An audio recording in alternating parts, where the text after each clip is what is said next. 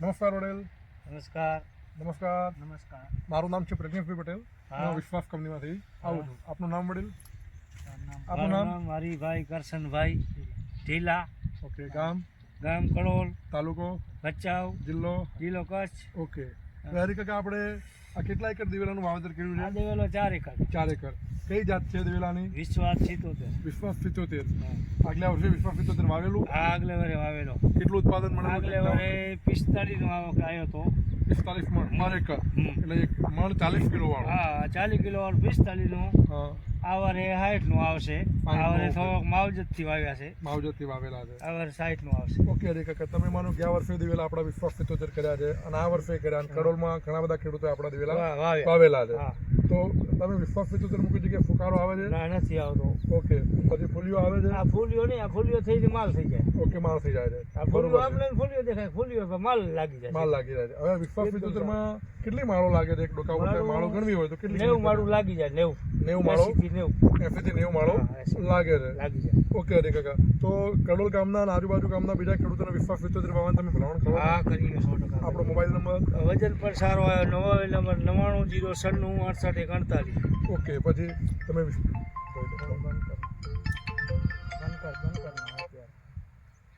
માનો કે તમે હાલ થોડી વાર પહેલા મને આપણે ચર્ચા થતી હતી કે ભાઈ મેં વિશ્વાસ 77 નો ઝાકડો ભરતો હતો તો આટલું ઉત્પાદન મળતું હતું. બીજી જાત તમે પહેલા વાવતા હતા એમાં એનો શું અનુભવ તમે કર્યો? એમાં વજનમાં પણ બહુ સારું આવે. ઓલો જાકડો ગમે એટલો ફૂલ ભરીએ તો હો થાય તે થયો કહેવાય.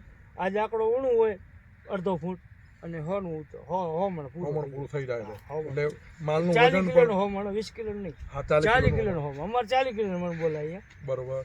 40 કિલો નો હોમણ બરોબર. એટલે 20 કિલો નો 200 મણ થાય. બરોબર. 40 કિલો નો તમને એવું લાગે કે આનું વજન વધુ છે? હા, વજન સારો, એકદમ વજન સારું. બરોબર છે. તો આ 4 એકર તમને આ ફળ કેટલું ઉત્પાદન લેશો? 4 એકરમાં હે ને 60 એકડી 60 એટલે 240 જેવો ઉતારવાનું રાજ છે. 240 પણ ઉતારો 40 કિલો વાળા અને 20 કિલો વાળા 480 મણ. હા, 480 એટલે 500 મણ આજુબાજુ આજુબાજુ ઉતારો આવશે. ઓકે. ભગવાનને પ્રાર્થના કરી હરી કાકાને ખૂબ સારું ઉત્પાદન મળે. હરી કાકા ફિલ્ડ જોયા વિશ્વાસ 77 ના, તો એ ફિલ્ડ તમને વિશ્વાસ 77 નું કેવું લાગ્યું? રિઝલ્ટ અહીંયા આવે? રિઝલ્ટ બહુ સારો છે. એકમાં કમ સે કમ અમારા વાવેતર પ્રમાણે આપણે જોવા જઈએ વધુ ગાળો હોય તો આના કરતા ઉત્પાદન સારું મળે. પણ આ એકદમ સોડા ગાળામાં હોવા છતાં 80-90 માળું અમને જોવા મળે છે. બરોબર. 80 થી 90 માળો જોવા મળે છે. જે વેલજી કાકા બોલ્યા કે ભાઈ અમને એકરે આટલું ઉત્પાદન મળશે, 4 એકરે 240 મણ 40 કિલો વાળા મણ મળી જશે એમને? એવો જોતા તો લાગે જ છે, પણ હવે તો આપણે કાઢી ત્યારે રિઝલ્ટ મળે. પણ 100% એટલું ઉત્પાદન જોવા પ્રમાણે મળવું જ પડે. ગયા વર્ષે ઘણા બધા ખેડૂતોએ પેલી આપણું 50 મણ 55 મણ સુધી ઉત્પાદન લેવા વાળા ખેડૂતો મોજુદા છે અને તમે એમને પણ ઓળખો છો.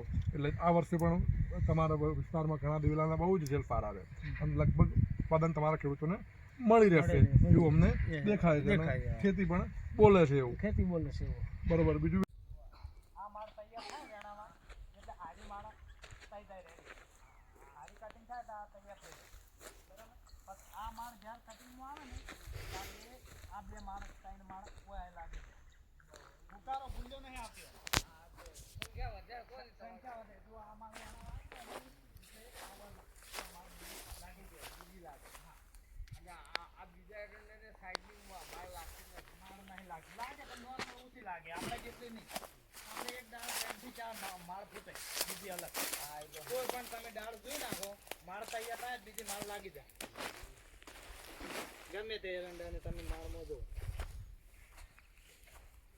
આરી કટિંગ થાય ને, આ એરંડાની માળ કટિંગ થાય તો આ માળ લાગી દીધી. આ કટિંગ થાય એટલે આરી તૈયાર થઈ જાય. સમજી જાય બીજી નવી પોકેટ ફોડે.